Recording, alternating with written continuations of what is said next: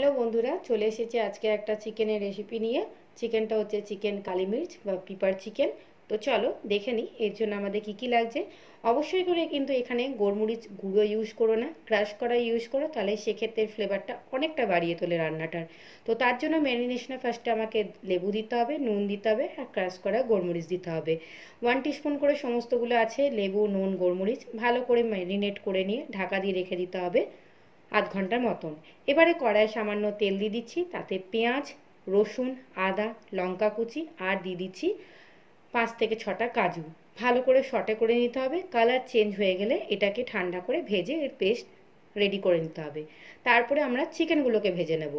Low to medium ফ্লেমে বা medium to low বা হাইতে সামান্য একটু রেখে চিকেনগুলোকে গোল্ডেন ব্রাউন হওয়া অবধি সুন্দর করে ভেজে নিতে হবে। বেশি ভাজবে না, জাস্ট হালকা একটা ব্রাউন হবে, কালারটা চেঞ্জ হয়ে যাবে, তারপরে তোমরা তুলে রেখে দেবে। আবারও কড়াই একটু সামান্য তেল দিয়ে তাতে ফোড়ন দিয়ে দেবো গোটা গোলমরিচ, লং, এলাচ, দারচিনি, ক্রাশ করে রাখা গোলমরিচ নিয়েছি। এবার আমি পেস্টটাকে দিয়ে ভালো করে ফেটানো দই দিয়ে দিচ্ছি, 2 থেকে 3 চামচের মতন টক দই দিয়ে দিচ্ছি।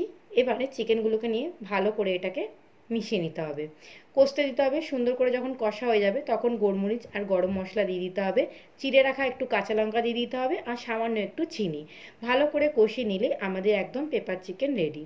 এটা রুটি, পরোটা, নান, ভাত, রাইস সকলের সাথে খেতে অসাধারণ লাগে।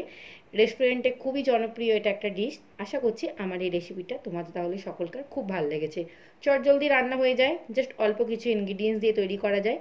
দেখে বুঝতেই পারলে কত সুন্দর, কত ইয়ামি, কত ডেলিশিয়াস হয়। তো চলো দেখা হচ্ছে নেক্সট পরবর্তী ভিডিওতে। সকলে খুব ভালো থেকো, টাটা।